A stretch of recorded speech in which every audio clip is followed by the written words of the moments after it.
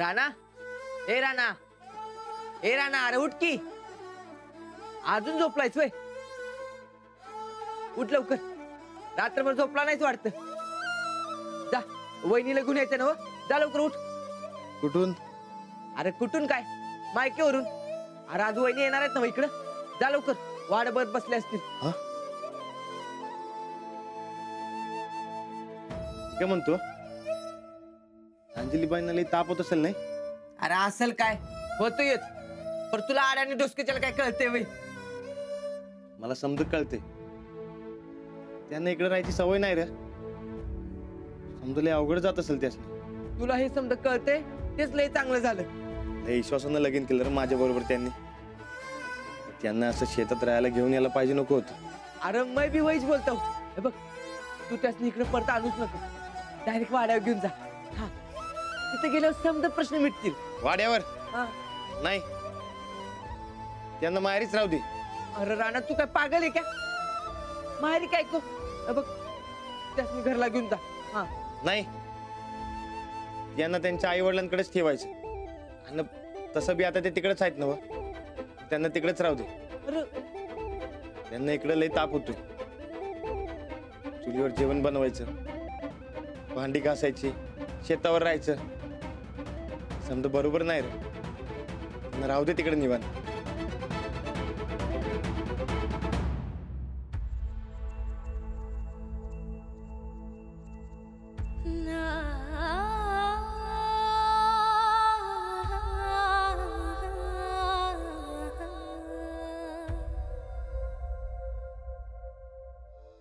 अंजू, अगं सकाळी सकाळी एवढी तयार होऊन कुठे चाललीस ग?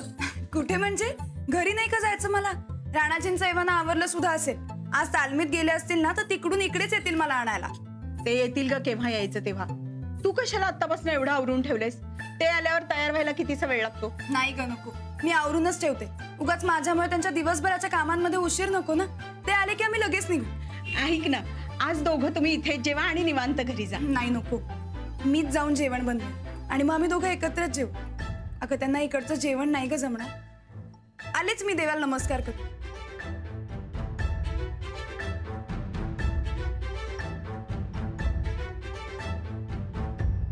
कसं सांगू तुला?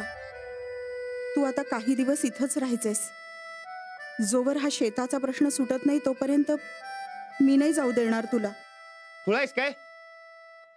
अरे माझ्या जेवणासाठी त्यांना इकडे बोलवायचं वय? आपण दोघं करू की जेवण? त्यांना राहू दे निवांत. ए राणा, एकदा खुळापणा केलायस.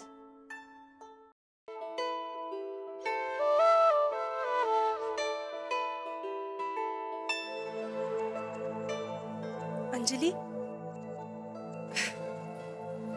रेणू, तू इथे? वय अगं, वाटत पद्मा काकू भेटल्या मला. त्यांनी सांगितलं तू आलीयस मांडव परतणीला म्हणून.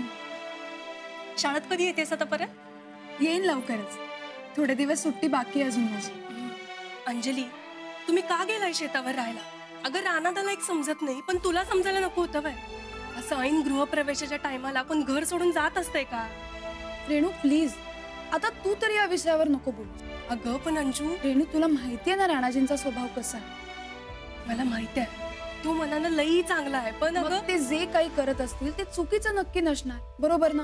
अगं पण आपण माणसावर विश्वास ठेवायला शिकायला हवं. मी सुद्धा राणाजींवर विश्वासच ठेवते. अगं पण अंजू, तुम्ही शेतावर राहायचं कारणच समजणं झालंय बघ.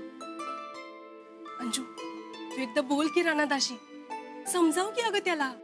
तुमचं एवढं मोठं घर असताना तुम्ही का म्हणून शेतावर राहायचं? बरं, आता कधी येणार आहे तो तुला न्यायला? खरं तर सकाळीच येणार होतो, पण काहीतरी अर्जंट काम निघालं.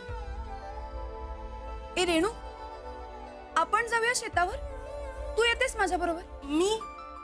अगं मला कधी एकदा शेतावर जाते असं झालं. समजा आज राणाजींना उशीर झाला तर? आजही त्यांच्या जेवणाचे हाल होते. नाही नको, मी येते. चल. अगं अंजू, हे बघ आजी चालली बघ, पाया पड. चल, मीच तुला सोडून येते. अगं बाबा तिच्यासाठी गाडी आणायला गेलेत. तू कुठे चाललीयस? मी शेतावर. नंतर फार उशीर होईल ना. शेतावर? नाही, शेतावर नाही जायचंस तू. म्हणजे शेतात राहणं म्हणजे लई जिकिरीचं काम असतंय बघा. खंडीभर डास, ती माती, आंघोळीसाठी तर नीट बाथरूम बी नसतंय. लाईटीचा तर भरोसा सोडून द्या. चुलीच्या धुरामुळे अख्खं घर भरतंय. काही खरं नाही आहो तिथं शेतात राहणं म्हणजे. अगं म्हणजे तू तिथे जाऊन काय करणार? राणाजी बाहेर गेलेत ना, तुला करमणार नाही तिथं. अगं काही प्रॉब्लेम नाही. नाही नको, पण जाणार कशी? रेणू येते माझ्यासोबत. नाही नाही, नाही जायचंस तू शेतावर. अगं पण का आई? अगं सासरच्या कुणी व्यक्तीनं न्यायला आल्याशिवाय नव्या नवरीनं असं जायचं नसतं ना, म्हणून. आता ह्या कसल्या परंपरा? अंजली आपल्यासाठी नाही, पण राणाजींकडे तरी रीतीभातींना महत्व आहे की नाही? त्याचा मान राखायला हवा आपण. तू इथंच थांब. राणाजी न्यायला आले ना की मग जा त्यांच्या बरोबर. हो अंजली, काम झालं की येतो म्हणालेत ना जावई बापू. मग ते आले की मग जा. अगं नाही नको आजी, मला जावं लागेल. अंजू, मोठी माणसं सांगतायत ना, त्यांचं ऐकायचं असतं. अंजली, असं एकटीने जाणं बरं दिसत नाही. राणाजी आले की मग तू त्यांच्या बरोबर जा. हं?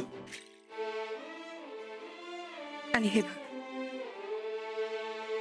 हा गणपती आहे, विघ्नहर्ता आहे. तो तुझं संरक्षण करेल.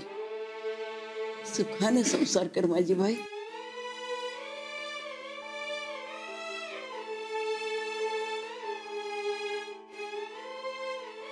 मी येऊ का तुला सोडायला? नको, दिनकर येईल मला सोडायला. बरं ठीक आहे, मी गाडी आली आहे का तेवढं बघून येते. चालेल.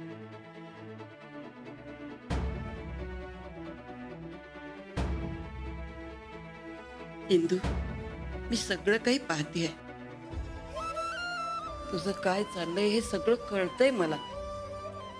पण एकच सांगते तुला इंदू, तुझ्या आणि दिनकराच्या संसारात मी कधी ढवळाढवळ केलेली नाही. तशी तूही अंजलीच्या आणि राणाजीच्या संसारात ढवळाढवळ करू नकोस. त्यांचं आयुष्य त्यांना सुखानं जगू दे. कुठं चुकले, अडले तर मदतीला जा, पण सतत त्यांच्या संसारात नाक खुपसू नकोस. मी निघते.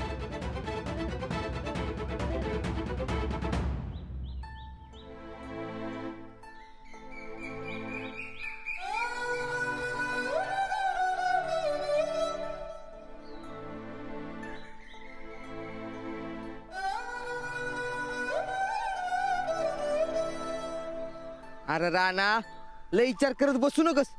जा आणि वहिनीसनी घेऊन ये जा बघू. अरे पण तुझं लेट असं चालू नकोस. मी सांगतोय तेवढंच ऐक. जा.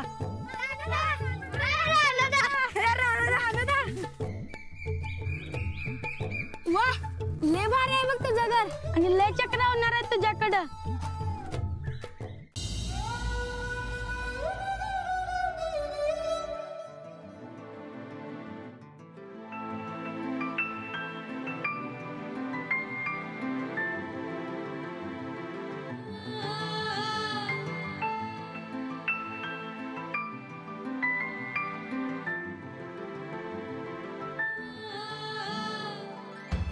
घ्या, माझ्या हातची चव बघा. नाही नाही, मला आराम करायला सांगितलंय ना. तुम्ही काय बी कष्ट करायची नाही.